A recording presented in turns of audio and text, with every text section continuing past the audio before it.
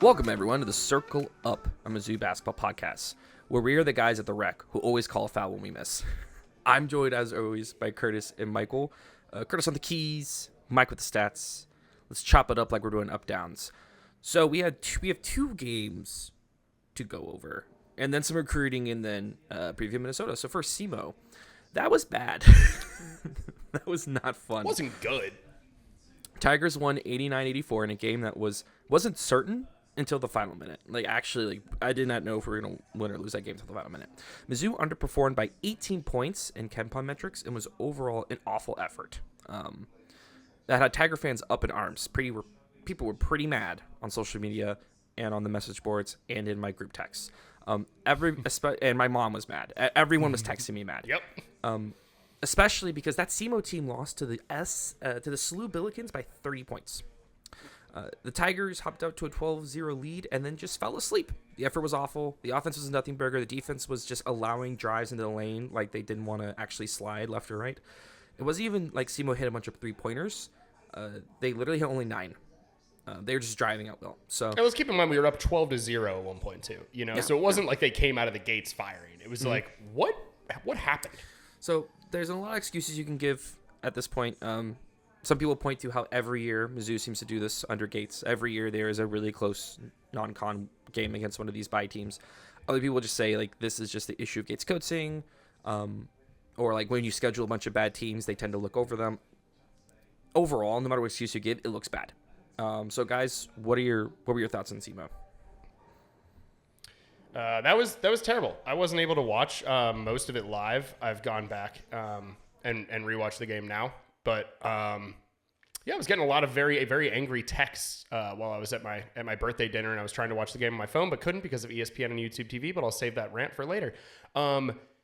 Watching it back, dude, it literally just feels like they like stopped trying once they got out to like that early lead. You know, I don't want to say like, oh, they overlooked this bad team right from the get go, but I think getting up 12-0 from that point on, they were just kind of. I don't know, like Mike likes to stay playing with their food a little bit, and hey, these are pretty good basketball players. They can make you pay. I try to be level-headed. I'm not going to like say it's the end of the world. Pretty good basketball players? Compared to us, yeah. But yeah, like I said, I don't think it's the end of the world, but I'm also a little bit concerned. I didn't love that. I didn't love that performance. My only excuse that I could possibly have for like why this happens so much to Dennis Gates teams is possibly just does our defensive strategy play into this sometimes of letting these lesser opponents stick around, hey, we're not really going to play the tightest of defense. We're kind of a rebound and run out squad. You see where I'm going with it? Maybe, I don't know. It's the only excuse I could come up with when I was trying to figure out like what justification we would have for, quote unquote, playing with our food as much as we seem to always do. Is that just if you don't show up, if you don't have the effort, then our defensive style just kind of lends itself to getting railed. Yep. Mike? Yeah, just say a little probably lackadaisical. I don't really read too much into these, cupcake games. If we had lost, though? Oh, well, yeah, if we lost, you're going to have, people jumping off the columns and but would you, but would that, you're the analytics guy. You say you don't care about the cupcakes, but like at a certain point, if you lose, it's got to matter. These games matter. Yeah. I guess like if you look at it purely from a number point, like efficiency-wise, like, they literally played almost an average defense. Like, just they gave up 84 points. Defense efficiency was like 109. You're saying Mizzou's defense played average, or? Yeah. Okay. So, if they had if SEMO had 100 possessions in that game, they would have scored 109 points. Like, that was pretty average. Their offense was, I would just say solid. I think the free throw trend is going to be going to be an issue. We don't have a highly prolific, 3-point shooter like Grill last year, so I think that is going to lend, something to the team. So I think you're just almost like finding your identity, but late rotate, it was just almost like a lazy defense. Like it was almost like, if you had 5 really good guys at the local Y versus, 5 average guys, like just not rotating, not switching off on handoffs, not, calling out, basic defensive, help defense type of stuff. I don't know what the numbers say, but are SEMO much better than VMI? I don't want to get into VMI too early. They're like almost the same on Capcom. Yeah. They're VMI is the last, like, we're going to get into it later, but like against Point being, VMI, Mizzou should have had the bodies to handle SEMO. And yes, I don't know why we weren't able to. Yeah, because they didn't care. Yeah, and I don't think you know, I don't know. Part of it may be coaching. Part of it is maybe just you're banking on 5 guys on the court. But like at the end of the day, like it's still a D1 game. Like these are prepping. Prepping for the rest of the season, and you're going to run a gauntlet here in a couple weeks. I think the most frustrating thing, and this happens in the VMI game too in a way, is that it was 2 guys. It was 2 guys. Luke Almodovar scored 24. What is this thing about European players who see Mizzou and go, "I'm going to eat you alive"? Oh, you just wait until late December, baby. There's still nothing, Illinois. As a European player, the Slavic gang, man. fear you not. It's what I don't. It's seriously. Look at every small team that comes in with an Central to Eastern European player. It's disgusting. But anyway, so Luke, 24 points. Good on you. Braxton Stacker, 26 points. The next closest player, Marquise Paul, 13, and then all the rest of their players didn't really score. So like, it is these 2 guys. It is obvious it is these 2 guys. How do you not shut them down? But same thing with Howard, right? It was almost That's the same thing as Howard. Yeah. Like if you go at like we were letting 2 guys kill us, and it's like it's just the nature of our defense, and we haven't really learned how to, at least yet so far in the season, we haven't really learned. They did how it to, better like, against shut down VMI in the guys. second half, which we'll get to. But like, yeah. That's But frustrating. at that point in the season, through the SEMO game, after 2 games, it was like, dude, we played Howard and SEMO, and we're seeing the exact same stuff. Like this defense can work. We see how it leads to transition points and yada yada yada. But at a certain point, if 2 guys are killing you, you gotta maybe close out. You gotta have a slightly different approach. Don't do your same screen action. Yes. Don't do this. Like just Change it up shut for them them. down. Make someone else score. But anyway, I think that actually leads to one of my initial concerns early in the defense is, can these heavy big lineups guard? Because it feels like what has happened over and over again is they will either pull like Porter out onto the perimeter and just drive on him. He can't stay in front of the person, or they'll rotate till either Mark or Sean have to go out and guard a 3-point shooter, and they don't want to go out that far. And they kind of do the little, like... Yeah, the little and then they get sunk on. And it's just step, like... yeah. Our teams just going to do that against us all year in that case. And teams that are much better, with much better shooters. So is the game plan going to change? Are they going to be okay with Sean or Mark running 3-point shooters off the line and then rotating in the back half of the defense? It just feels like... It feels cool to be able to walk out and say, we got 3 guys over 6'10" on the floor right now. But, like, when it doesn't work like that, it feels really bad. Yeah, it's tough to watch. I also think that part of it is just they're figuring out their chemistry on defense. Defense requires chemistry just like offense does. Knowing who's going to be closing out when, who's going to switch, yada, yada, yada. It is part of it, and I'm hoping that there's just maybe some continuity that they're still working on as a unit. That being said, we're still hoping to work a couple more guys back into the lineup, so I hope we don't have to continue doing that. Well, I'd say at least the positive about the SEMO game and VMI was that Mark Mitchell dominated, which he absolutely should. Like, And no we one should, no one said could guard him that in in the last pod. We said we wanted Mark and or Ant to have a big game. I think if any players came out of these 2 games, which we'll get more into the VMI in a second, that really impressed me. Luke Norwether, like, God, I did not think he was capable of this. I think we all kind of poo-pooed a little harsh, but it's like, we're like, Luke's a nice player, but it's like he's played more than Cruz. And part of that is because Trent Pierce is hurt. Part of that is Part of it is that Phillips didn't play as well, but yeah. Yeah. And But like, VMI, yeah. But like, even when Phillips is playing, Luke's getting more minutes than Cruz, and I think it's crazy. One, also I think James Stone played. We've said it almost every pod now, but like, shout out to James Stone. He comes at a off certain the point. bench We're gonna have to stop it's a being spark. surprised. You know, It's a spark. Yeah. SEMO, T.O. played bad. No points. 8 minutes. Every time he went out, he got pulled immediately. The up and downs of being a sophomore. Mac can't hit a 3-pointer yet. He tries 2 every game, can't hit them. So that's a little frustrating. They'll figure it out. Hopefully. Yeah, I don't know, man. That like I really struggled to like even find like relevant notes to take about that game other than just kind of like the play-by-play. It was it was a frustrating watch, even being able to like fast forward through it.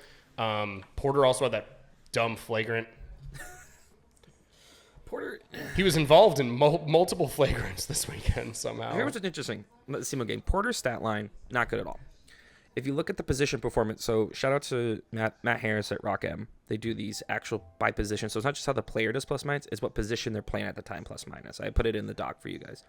One of the best performers was Porter at the hybrid at 13 plus minus while he's at the hybrid. Worst was Stone at the wing, which I think at negative 16 points when he was at the wing. And then also Mac technically now you can always talk about how depends who they're out there with at the time, but I think it's also interesting how the stats bear out differently than our visuals with how we feel like people are playing. But anyway, then we move on to VMI.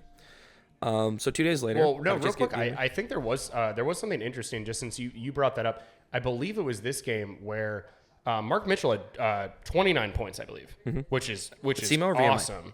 At SEMO. Yeah, SEMO. So just before we moved on to VMI, yes. I just wanted to get this out. 28. So Mark Mitchell had 29 points.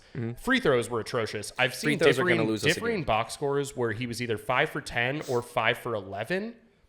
I believe it's 5 for 11, even though the official Mizzou box score says 5 for 10, because at one point on the broadcast it said he was 1 for 7, meaning there's no chance he could be 5 for 10. It doesn't matter if we're good at pulling free throws if we can't hit them. Like, it's getting worrisome. I believe the plus minus numbers, I don't know if I have the stat in front of me. I believe Mark Mitchell was the second worst plus minus. I believe we were a -8 with Mitchell. Mitchell was a -8 despite scoring 29 points, which is insane.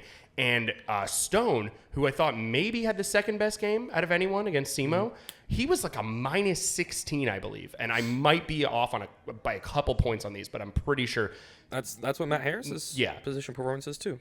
Okay, so those stats do seem mostly accurate. That was jarring because it's like those are the guys that I thought were, playing the best to my eye watching the game. Was Mitchell crushing it, Stone crushing it, and I don't know how much of an impact I don't know how many of the points that were scored against them. You can nitpick any stat, but Stone and Mitchell being the worst plus minuses on the team, despite having great games, was like a little bit alarming. So just before we moved off from SEMO, I just thought that was an interesting note I came across in the stats. Well, then we go on the VMI 2 days later, so a chance for them to redeem themselves, and they did. First half, not great, but up by 10 at half at least. We're not losing at half, but second half they played. We were losing 8 best. minutes into the game. But second half, they played the game we wanted to see them play against these teams, and they crushed them. So much looked good in that second half. Ant came alive. Mark stayed very good. They actually keyed in on VMI's best player, who did much worse because you could just tell they actually cared about defense. Like, when they actually care about defense and they're trying, it looks completely different. But before I blather on, Mike threw some interesting stats in the doc. So, Mike, what do you think about this VMI game? Yeah, I mean, echoing pretty much exactly what you said. That second half, their offense just exploded. Efficiency numbers went off the charts. Both primarily on primarily on the offensive side. But first, Mr. Egghead, what are offense and defense efficiency numbers? Well, I'm glad you asked. Tell us, Egghead. Tell us. Well, perfect. So offense efficiencies or how many points you're scoring per 100 possessions. Defense, inverse that, how many points you're giving up per 100 possessions. Low number on defense, you want a high number on offense. Well, Mr. Egghead. What is considered like an average offensive efficiency? That's a good. I mean, I would probably say in the What's a reference 105, 115 ish would be like high caliber. I think 20 was it last season. Purdue was had like a 124, which was like a top 1% on offense. So it's per possessions, right? Per possession. In Mr. Egghead, there isn't 100 possessions a game for a team. Yeah. Well, that was the difference. Yeah, because I was like, yes. Wow, they didn't score that many points. No. Mizzou's get at. I think Mizzou's in like the low 70s a game, but it's a worthwhile number when you factor in how many possessions you're actually. I don't think the NCAA actually tracks possessions. I think there's a lot of like your Ken Palms, your Evan Mias, Hasselmetric. Other guys are doing it themselves, running through a fancy formula to get like a raw number. Like Ken Palm has their like adjusted tempo, which is their possessions essentially at like 72.8. So when you factor in how many turnovers, that type of stuff, like capitalizing on offense and then forcing the defense to obviously miss when they're trying to capitalize is crucial. So segueing back to what we actually had on the script, Mizzou's offensive efficiency was like 131, which was very high. They scored 106 points. Typically, VMI was giving up 92 points per 100 possessions. So, I mean, just absolutely smashed that. Defensive side gave up 68. So, very, very strong. Showing, caveat, the VMI Keydets have a historically weak offense. But Keydets. The Keydets. Talking crap on the troop, bros? Wow, Mike hates the troops. Confirmed. Denied. But no, at the end of the day, like I really liked watching that second half. I loved Mizzou getting to the free throw line 35 times. Don't love them missing 10 of them. So it's better than SEMO, wasn't it? I don't think in terms of our free throw numbers. You can't come conference play. I don't like getting to the you got to the free throw line 35 times against Bama, Florida, Kentucky. Enter like that's going to be amazing because it's going to force, hopefully get some guys in foul trouble, play a little chess with it. But if you only make 18 out of the 35, it's not. Let us say you have Phillips 1 for 6 from the free throw line. That's rough. Yeah, I don't think Sebastian Mack's shooting well at the free throw line. Someone out there fact checked me on that. I don't know if I believed it when I saw it, but on another generic note, lastly, then I'll push the ball back into your guys' court. We talked about it first episode. Was it Gates won to get to 800 free throw attempts, right? 3-point attempts, 800 3-point attempts. 300 point, yeah, 3-point attempts. Right now they're at 55 3-point attempts. They made 23. They're shooting 42%. Not bad. To get to 800, they would have to shoot 26 threes a game. I don't know if I want to. So we're below that threshold right now. Yes. Yeah. They just don't need to take that many. No. We've changed. We clearly have changed way our offense, like the way. It'd be actually interesting, like deep dive going back to see how many times we were getting to the line at different points of the year last year.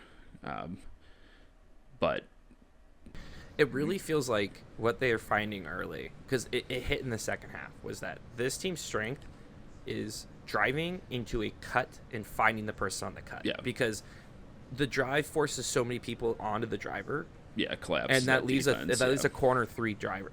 They actually hit that so many times. Cruz got 2 different cut baskets. And you know who was the best at finding these cutters? Jane Stone. I was super impressed with Jane Stone, his ability to. It feels like only him and Ant can drive. That's what sucks, though. So far, I've only really seen Ant and actually Sebastian Mack can drive, but his ability to dump off has been questionable. Though he has some moves in the paint. Mm-hmm. He was throwing on some moves. I was impressed with the guy at his size, but. It felt like action in the second half. There's a lot more cutting. There's a lot more finding the right person. And then the threes that were shot were like wide open in the moment threes. Shout out to Cruz hitting some threes. Yeah. Luka big ones, too. Northwater's only three was to break 100. And I think if you look at the scoring chart, it's a nice pyramid. It's a very solid pyramid. You have Mark 24, Ant 20, Mac 14, Jane Stone 16, Jacob Cruz 14. Like a nice a lot of people are scoring, and it's not just like one guy and then no one scoring. So that was also really good too. The distribution of scoring. Yeah, to echo again your point of that, kind of penetrating, getting the ball to the free throw line or driving and dishing, like that is the most rudimentary form of basketball. I teach it at a middle school level, that if you're going to shoot a three, like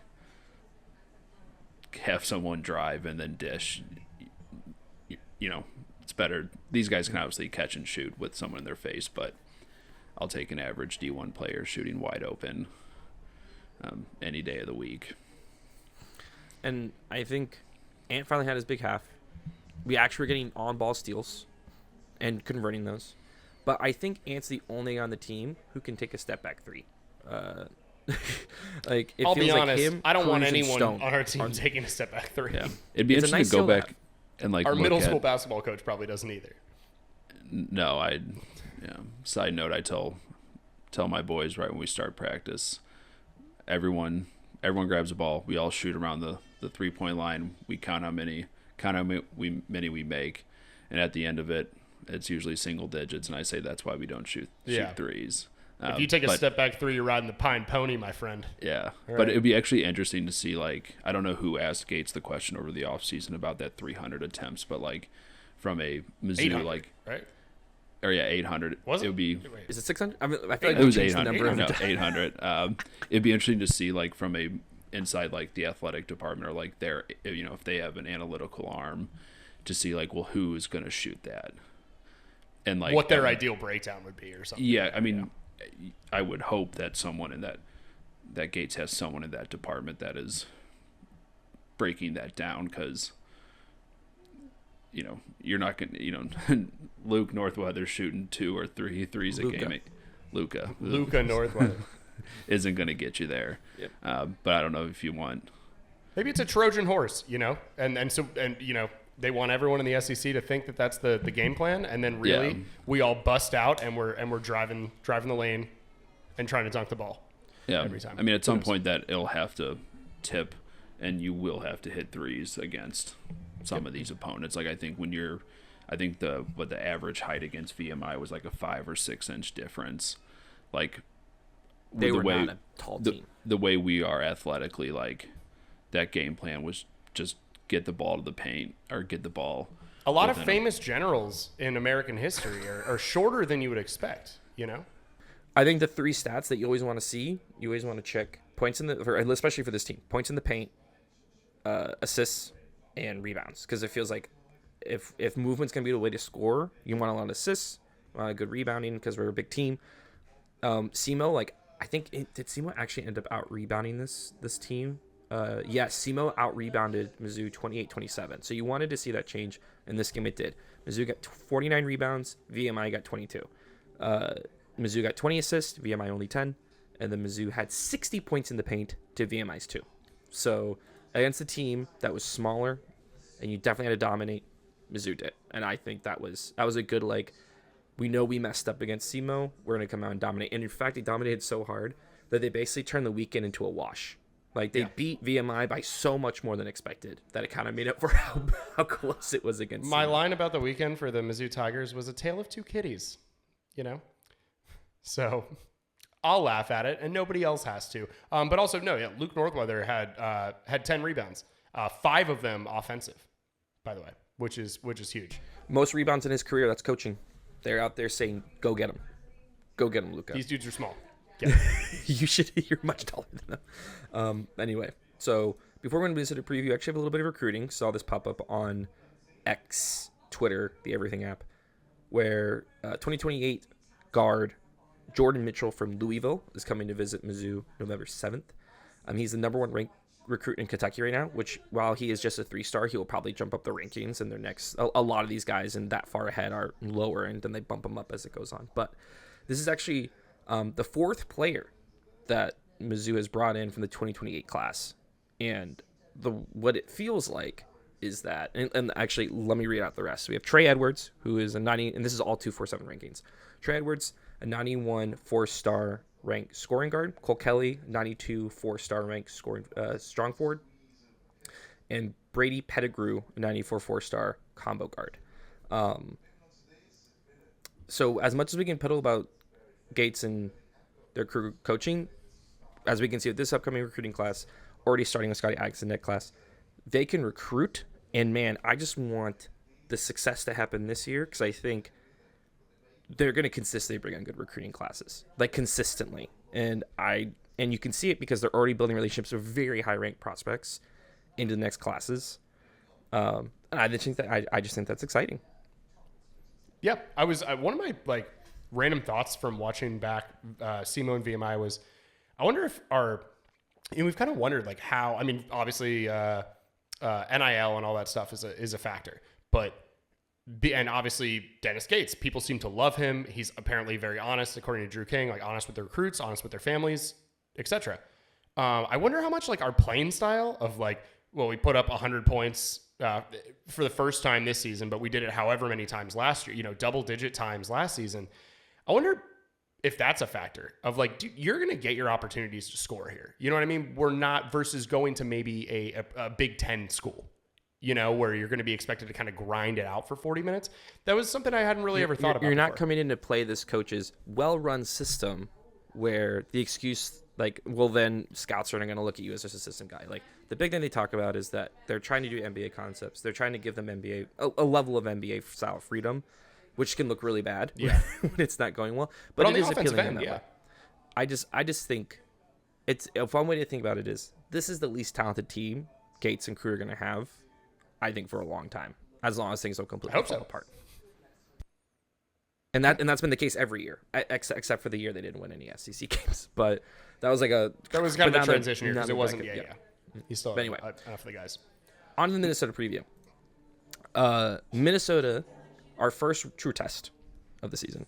They ended last year at 83 in KenPom, 15-17 record, in which Mizzou has beaten them in the previous years. Last year, right? Yeah. Okay. Yeah. Gotcha. And the year from Hell Year, where they were at Minnesota and came back and won last second. That was the game Grill got hurt, and then everything fell apart. They start this year at 73 in KenPom. This is a should-win game by all metrics. Their three key returners are Dawson Garcia, Mike Mitchell Jr., and Parker Fox. They have a new coach in Nico Medved, though. Medved, which is a name I recognize. I think we almost considered him for a position at one point, if I remember correctly. But I recognize that name. That sounds Colorado State. vaguely Eastern European to me. That's not. Not good for us. They are currently 2-0 after big wins against Gardner Webb and Alcorn State. Big saying they won by a lot. They were up 53-20 after their first half this season. So yeah. So this is Mike's notes, so I'm going to let him take over after this. But Mike's opening note is well-rounded offense and defense efficiency team. Mike, take it from there. Yeah, you would be correct, Julian.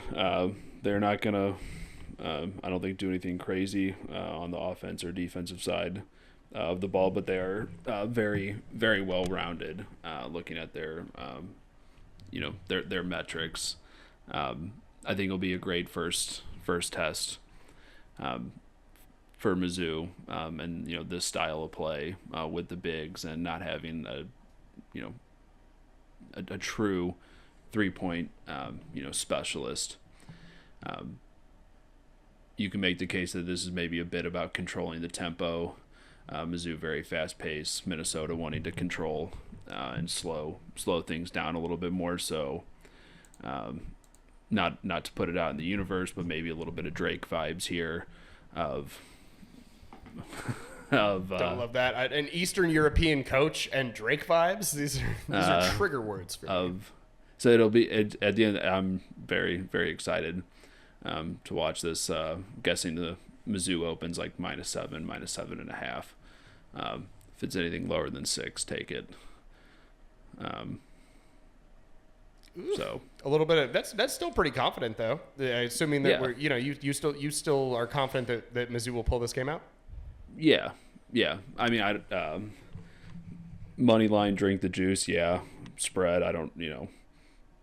Yeah. if you want my honest opinion, if it gets bet up into like 8.5, 9, 9.5, 10, I don't know. What do you think about taking Minnesota? I don't know. Throw it out there. Well, I think this is the first time we've seen where your Bayesian Byzantine metric has most of the players actually above 0. Yeah. Which shows that they are actually a legitimate team. Yeah. Small guy watch. The tallest player they have is Nehemiah Turner at 6'10", but he does not play a lot. Their tallest player who plays regular minutes is 6'9", and so once again, Mizzou's gonna have quite a height advantage in this game. Not as drastic as VMI or at their SEMO, but they should once again be able to use the height, hopefully as some sort of advantage. They have also had some players hit a really high numbers, so we're talking about guys who just like to score. Cade Tyson, 6'7", he's a guard forward combo Played at hybrid. UNC last He year. scored He 30 played on their 31 opening. games at UNC last year, by the way. He scored 30 points in their opening game. And 21 last game. So he's the guy that I don't want to see all of a sudden score 27 on 6 for 12 shooting from 3 on us. Please, God, please. But please guard. this is the type of game. If we're talking about improvement year after year, let's be winning at half. Let's win the game at the end. What I don't want to see again is last year's Cal, where it was so bad at the first half that people were talking about firing Gates, and then they came back and won in dramatic fashion. And that feels great to win in dramatic fashion, but like a growth as a team, with this being a better team, with the coaches having more experience, I'd like to see this a win at half, bigger win at the end of the game. Yeah, just come out with a statement win. Statement. Yeah, I think that just simply put. Consistency locked in. Can Julian, we be locked in from the jump? You're more on the message boards than I am. Have we heard anything about Phillips? He'll be good to go? I assume? He said after the game Phillips will play against Minnesota. Now, Okay. For Phillips and Boateng and Burns. Burns probably not would be my guess. Yeah. Pierce probably not would be my guess. Because the general thought is they like to ramp them up before a bigger game. Boat maybe. But I would really like to see them, man. I'd really like to see them. Especially because I don't want to play shorthand against a team that is, even if they're not starting, like if Pierce comes off the bench, comes off the bench, that'd be great. I just don't want to be that freaking shorthanded against the first real test of the year. But yeah, actually a good game. Also, you mentioned short guy watch. We were on sick name watch with Braxton Stacker. We've got I think Minnesota, possibly their second best player, Jalen Crocker Johnson. that's a good one. I really love that one. So It sounds like I want to he make this a recurring sells- thing. It sounds like he sells a special like cooking utensil. Yeah. Oh, it's the Crocker of it. That's what's getting you. I think It sounds like Bobby a law Durkin- firm, but it's all one name. They also have Bobby Durkin, who that sounds like a quarterback's name in like a Texas high school. Yeah. Yeah. That's solid. Absolutely. Yeah. He doesn't have the height to play in college, really, but he was good. Good in Texas. Mascot watch. What do we think about the Minnesota Gopher? Love him. Love him. No notes. I know it's not as exciting as Mo the buff kangaroo, but it's not as feminine as the SEMO Red Hawk. But I give it an 8 out of 9. I really appreciate when mascots aren't 8 trying out to of be 9? something. Sorry, 8 out of 10. I appreciate when a mascot isn't trying to be intimidating. It's just a fun ass mascot. Yeah, they're just cheeky. It's fun. Kids love them. cheeky Gopher. Come on, nice. Oh, that was Yeah, nice. There we go. There we Dude. go. I like the little buck teeth. It's adorable. No, there's not much that needs to be said about it. We all know it. Most people, I think, like it. It's a good mascot. Very, very solid. Is that what's the big gas station chain? Bussies. Oh, Bucky's. Bussies. Bussies. Oh, come on, brother. I'm kidding. busting it at Bussies. I'm kidding. Okay. Some All right. bussies. Yeah. I was we went to Bussies. Curtis, cut this out. No, we went to Bussies this weekend, man. On the way back home, it's fantastic. Got some brisket. Bussies with the boys. You know, I my made favorite a poor podcast. man's brisket today. I smoked a You have a smoker. beef chuck. Yeah. Yeah, and it's what you do if you want to have like a. It was good. It was good. I'm proud of myself. I hadn't revved up the smoker in a bit, but Yeah. some good stuff. Some hickory smoke. You've got a real nice smoker. So I'm very jealous. We're waiting until we move before I get into my dad life like that. It's a great purchase. Easiest thing to cook on and always tastes great. Anyway, that's gonna be it for us. Hold on. Games on Wednesday. Hold on, just a second here. Hold the door. Hold the door. We've got to get to my favorite segment, which is Curdy says the random things that came to his head throughout the game that didn't get brought up throughout the rest of it. All right. Hit it. Floor is yours. I'll Let's close go. after you, Curtis. Go ahead. Ooh, Michael's All right. gonna close too. Okay. I've got music this time. All right. First of all, that ant steal leading to the two-handed slam, absolutely incredible. Number Sick as hell. 2, ESPN. I hate you so much. Not only have they ruined it with YouTube TV, but trying to watch the games on replay, they won't let you fast forward through the ads anymore. And I needed to say something about it. Everyone needs to know. They're trying to slip these things in. They're taking advantage of us, the consumer. Number 3, during the VMI game, they did a segment where they showed Michael Porter Jr. next to Javon Porter on the screen showing their stats. Who was conveniently left off of this? Jonte Porter. You might remember, Jonte Porter played at Missouri. He scored 326 points during his career at the University of Missouri. Michael Porter scored 30. Who made the graphic? Michael Porter. Who did not? Jonte Porter. I don't know why. I can only think of one very large reason. Maybe, $30,000 gambling reason. Anyway, those were Curdy's thoughts. Mike. I don't know if anyone's got any follow-ups. Those were great. I didn't catch the music in the background. All right. I'll add it in. hear it. I'll I add can it hear in. it. I'll add it in post. Yeah. Just make sure we don't get flagged from It was generic circus whoever owns music. YouTube. Generic circus music. Got it. Yeah. No one owns that, man. The carnies won't come after me. I'm good. I know them. Yeah. One last non-basketball closing thought, and I'll report back. Hop in the discussion for this one. Was Hodor the only person in Westeros who did his job protecting the king? My column next Thursday. Talk to you guys later. Put your thoughts in the comments, please. My one lasting thought is Mike Kelly took a big L. The voice of the Tigers. I love him refuse to death. believe this. I had to listen to on the radio because I had to go pick up dinner at the end of the VMI game. So it's like 4 minutes left. Hop in the car. I'm driving. I'm listening on Learford Sports. And what does Mike Kelly bring up out of nowhere? He just out of nowhere and goes, have to say, that Texas A&M game yesterday, you have to give a big shout out to the 12th man. They traveled well. I'm like, no, you don't, Mike.